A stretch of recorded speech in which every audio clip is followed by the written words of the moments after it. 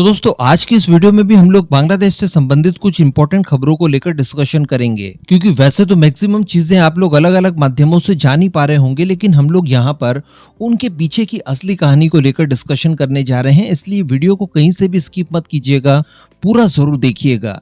तो अगर यहाँ पर सबसे पहली और सबसे पॉजिटिव खबर की बात की जाए तो उसमें बताया ये जा रहा है कि बांग्लादेश के अंदर इस समय जो मोहम्मद यूनुस की इंटरिम गवर्नमेंट पावर में आई है, उसके द्वारा हिंदू कम्युनिटी के साथ बातचीत करते हुए उनसे माफी मांगी गई है। जी हाँ, ये एक बहुत ही अच्छी खबर है और ये एक तरह से उनका कन्फेशन माना जा सकता है। यानी अब ये लोग चाह कर भी इस तरह का प्रोपोगेंडा नहीं कर सकते कि नहीं, उस दौरान हिंदूज के साथ किसी तरह का कोई भेदभाव या कोई हिंसा हुई ही नहीं है, क्योंकि अगर नहीं हुई होती तो फिर आपने माफी क्यों मांगी।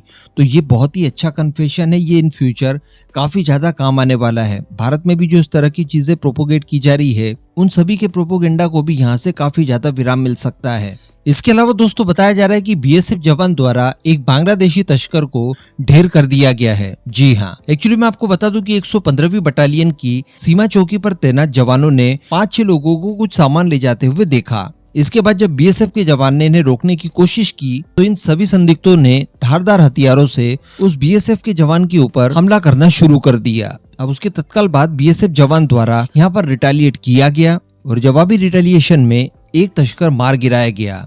बाद में जब चेक किया गया तो इनके पास भारी मात्रा में हथियार वगैरह पाए गए। तो कहने का मतलब ये लोग अशांति फैलाने के लिए क्रॉस बॉर्डर हथियारों की भी लेन देन शुरू कर चुके हैं। तो ये कोई आम लोग नहीं थे, ये 5-6 लोगों की जो बात कही जा रही है, ये दरअसल आर्म तस्कर थे। अब अगर बांग्लादेश की बात की जाए तो बांग्लादेश अपना इतिहास 1971 से ही शुरू करता है। 1947 में वो ईस्ट पाकिस्तान के तौर पर रिकॉग्नाइज किया जाने लगा, यहाँ तक तो ठीक था, लेकिन इनके ऊपर कई सारे अत्याचार किए जाते थे वेस्ट पाकिस्तानियों की तरफ से, और इसके पीछे कुछ कारण थे। और वो कारण ये थे कि इनकी भाषा अलग थी, लैंग्वेजेस इश्यू थे। वो लोग जहाँ पर उर्दू पसंद करते थे तो वहीं पर ये लोग बंगाली बोलते थे, और इस बात को लेकर ये लोग अत्याचारों की सारी सीमाएं तोड़ चुके थे। इसके अलावा इनके जो आउटफिट्स थे वो भी मेनलैंड पाकिस्तानियों से बिल्कुल अलग थे, इनका खान पान अलग था। इसके अलावा दोनों ही हिस्सों में रहने वाले लोगों की जो स्किन टोन वगैरह थी, इसमें भी काफी ज्यादा फर्क था। और इन सारी चीजों को लेकर पाकिस्तानी मेनलैंड के अंदर काफी ज्यादा भेदभाव आज भी देखने के लिए मिलता है। इस बात को लेकर इनके ऊपर बहुत सारी बर्बरताएं की गई। उसके बाद 1971 तक भारत के सहयोग के साथ बांग्लादेश के मुजीबुर रहमान जो थे, उन्होंने मुक्ति वाहिनी को तैयार किया और फाइनली युद्ध लड़ा। इसमें हम सभी लोग जानते हैं कि भारत द्वारा एक बहुत ही खतरनाक युद्ध लड़ते हुए उस युद्ध को जीता गया। पाकिस्तान के 2 टुकड़े किए गए और बांग्लादेश को एक अलग देश के तौर पर रिकॉग्नाइज करवाया गया।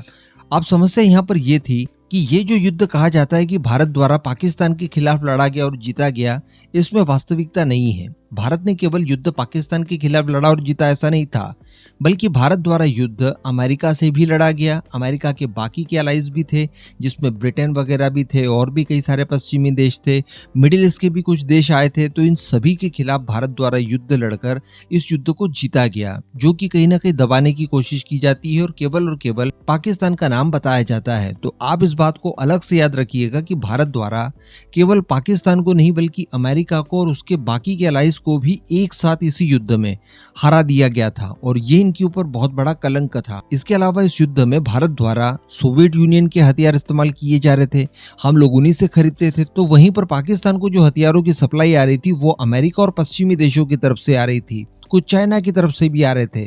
तो इन वेपन्स को हम लोगों ने पूरी तरह से डिस्ट्रॉय करते हुए रशियन हथियारों से ये युद्ध जीता। तो इस बात की भी इन्हें चिढ़न है। इसके अलावा 1971 वॉर में हम लोगों ने 93,000 पाकिस्तानी सोल्जर्स को सरेंडर करवाया।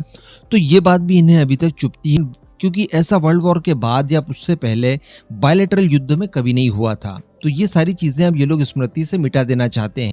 तभी आप लोगों ने नोटिस किया होगा कि पाकिस्तान की जो मेनलैंड है वहां पर आजादी की बात होती है, उनके नारे भी ऐसे ही होते, हमें चाहिए आजादी। लेकिन अगर बांग्लादेशियों की बात की जाए तो इन्होंने मुक्ति संग्राम नाम दिया, मुक्ति वाहिनी बनाई और इस तरह से अपने देश को आजाद कराने की कोशिश की। तो कल्चरल डिफरेंसेस जो देखने के लिए आपको मिल रहा है वो स्पष्ट है। अब इसी को ये लोग मिटाने की कोशिश कर रहे हैं, क्योंकि ये चीज जब तक बांग्लादेशियों के मन से नहीं हटेगी वो लोग भारत से हेट कर ही नहीं सकते। तो बांग्लादेशियों को ये लगता रहेगा कि यार भारत ने मदद की थी, इस वजह से इस इतिहास को कैसे मिटाया जाए, तो इसके सारे स्मृति चिन्ह हटाए जाए। सबसे पहले तो मुजीबुर रहमान, उन्हें असासिनेट किया गया, उसके बाद आज उनकी मूर्तियां वगैरह हटाई जा रही है।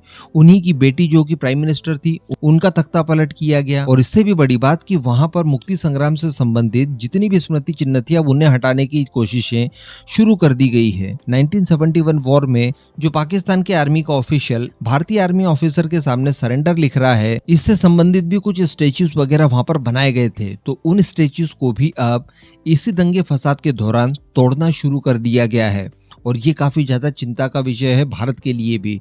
अल्टीमेटली 1971 से जुड़े हुए जितने भी इतिहास थे, इन सभी को ये लोग मिटाने की कोशिशें कर रहे हैं। तो अब ये बात बिल्कुल पुख्ता तौर पर साबित हो जाती है कि ये जो कुछ भी हो रहा है इस समय बांग्लादेश के अंदर, इसमें अमेरिका के साथ साथ पाकिस्तान का भी सहयोग है। संभवतः इसके आगे के भी कुछ प्रयास यहाँ पर किए जा सकते हैं। वहाँ पर सड़कों के नाम या फिर शहरों के नाम वगैरह चेंज वगैरह करके 1971 की पूरी हिस्ट्री को ये लोग इरेज करने की कोशिश इन फ्यूचर जरूर करेंगे।